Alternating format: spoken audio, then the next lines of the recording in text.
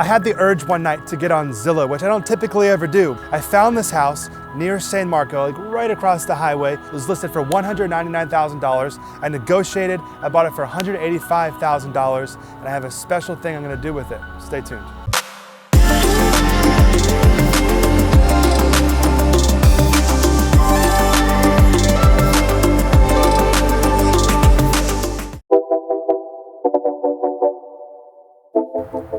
So I realized that this was the perfect property for Airbnb due to the cute, quaint, like cottage style size, but also the location. So this carpet, we're just gonna get rid of this. We're gonna get rid of this kitchen wall here, demo this tile, and just run LVP throughout the whole house.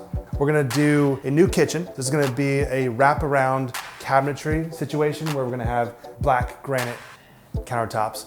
And this is like this back little addition area that we're gonna run LVP throughout here. And there's actually a washer and dryer. So we'll buy new washer and dryer and maybe even do a little fire pit out back for our guests.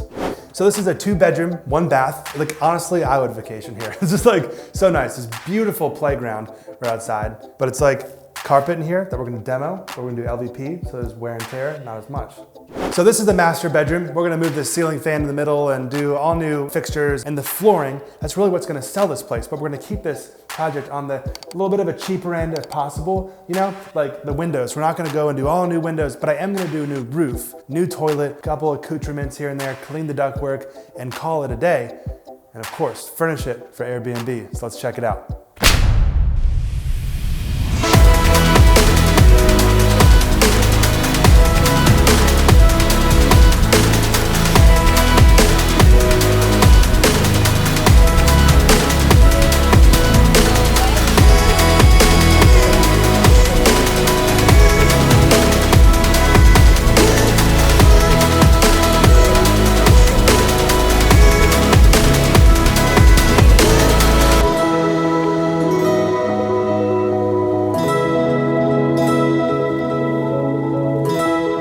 Here we are, the finished Airbnb product. Very, very exciting. It turned out absolutely gorgeous. Spent, obviously, that happens, a little bit more than you think you're gonna spend, but I'm glad I did the extra spending on brand new HVAC system, upgraded electrical, et cetera, et cetera. Let's check it out.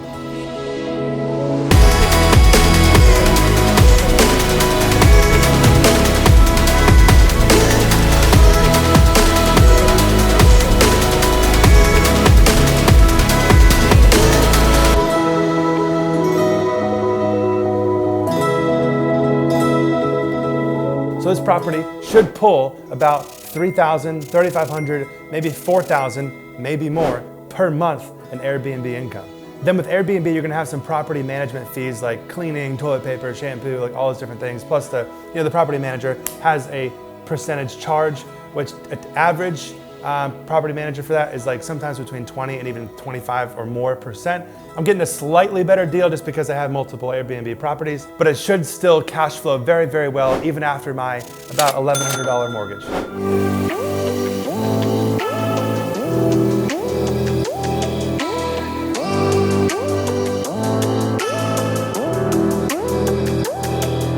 So we have this wall right here, right, in the kitchen. We were going to leave the tile flooring, refinish the hardwood. I'm just like, you know what?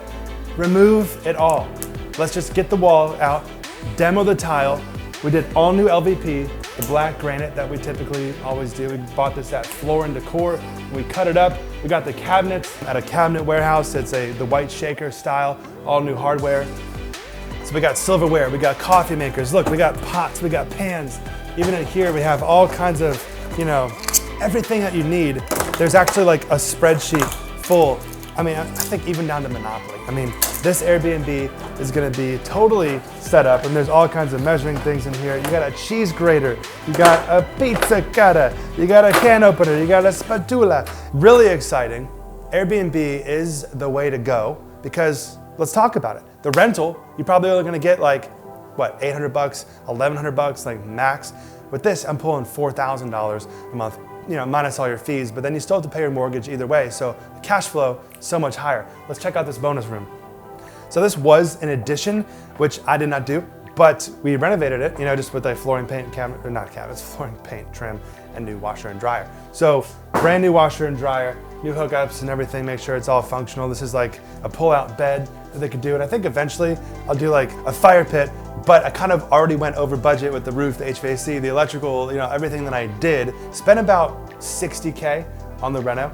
And so I really wanted to spend like 30, 40, but then like I got it done right, because I don't want people coming in here and being like, can't breathe, like this HVAC is falling apart, or like we get in maintenance calls, and like, just get it done right, and you'll be much more successful in the long run. And then you can add fire pits maybe once this thing, gets cash flowing. A month ago, I was in the floor joists here. We had to, scab on a couple 2x12s to make sure the floor joists were 100% good. So it's really good to make sure that your Airbnb is set up structurally as well, so there's no major problems in the future. So of course the master made sure everything was centered with the ceiling fan, and we got a beautiful brand new king-size bed.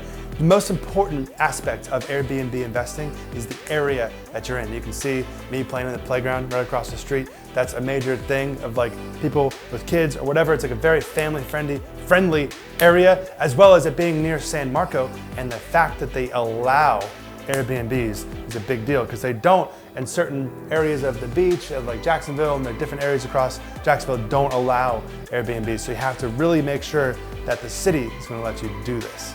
And we did a brand new bathroom vanity to match the cabinets and the counters, same as the kitchen. Another super crucial aspect is who you hire to do your staging. So you want to hire someone, give them a full, complete list of everything from the mirrors down to the accoutrements, the paintings, the lights, the beds, like what kind of beds do you want? What kind of like flowers and plants? And it's so important that the vibe that you give and you present to your Airbnb guests is next level. Here's my property manager, Silver Street Management, the best Airbnb management in Florida, Jacksonville, whatever. He's here to give you a couple tips. A couple really key things are making sure that your guests are safe, comfortable, and secure. One of the really important things is making sure you have a really sophisticated lock system in place. We use Remote Lock, which is a fantastic software product that enables you to reset the codes every time a guest checks in and checks out. So it's secure for us too. Keeps the property safe. Yep. Make sure that no guests can come in after they've left. And we know exactly who's actually showing up. Exactly. And we can change them on the fly. We can unlock the doors remotely. So let's say a guest is having trouble getting in. On my phone or any of my property managers' phones, we can unlock the door. There's nowhere. Let me run a key over to you in the middle of the night. Yeah. Don't have to worry about that. And what about like cameras and stuff? Yeah. So we also highly recommend putting external security cameras on site to make sure that A, the guests are safe and nothing untoward is happening. B, also, it's very rare, but occasionally a guest might invite more people than they should to the property.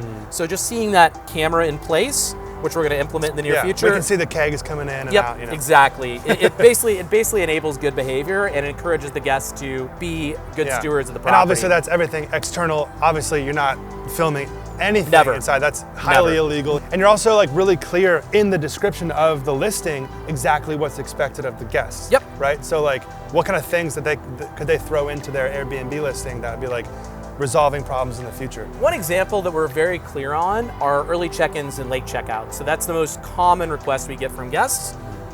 We generally try to accommodate them if we can. However, sometimes, let's say we have one guest checking out at 11 a.m. and another guest coming in at 4 p.m. That's a tight window. We have dozens of units in any given day that we need to clean.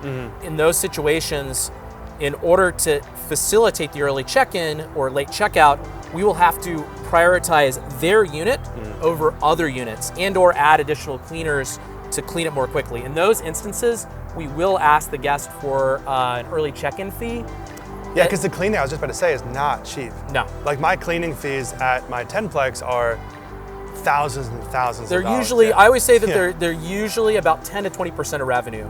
So for yours, they're probably closer to 10% because you get a lot of longer term stays. How long they're staying. Yep. Exactly. So short stays, higher cleaning, higher revenue though. So it's interesting because higher cleaning fees, but the top line goes with the middle line. And in theory, it's every cleaning should be accretive because as long as you price the cleaning accordingly, the owner is going to make money for every stay. So they're going to make a little bit of money. They're never going to lose money for a cleaning and any additional stay. So even if it's a one-night stay and the cleaning is a high proportion of the overall reservation value. But that being said, if you think about it, even if you make $50, that's still $50 extra in your pocket as the owner for that extra one-night cleaning. So we encourage the longer, bookings, but at the same time, we Yeah. don't prohibit them less from work one or two. Yeah, exactly. management perspective. For everybody, and then it's Yeah. less cleaning cost for you. Yeah. So we encourage the longer stays, but then we also facilitate the shorter stays because that puts extra money in your pocket. Perfect. All right, so I hope you got tons of value out of this Airbnb tips video. If you like this kind of video, give it a like and also subscribe to this channel because there's gonna be lots more Airbnb or rental property investing or flipping, anything real estate, also construction. And check out Silver Street Management, crushing it in Jacksonville. If you're gonna do an Airbnb in Jacksonville, he's the guy you wanna hire. We'll see you next time.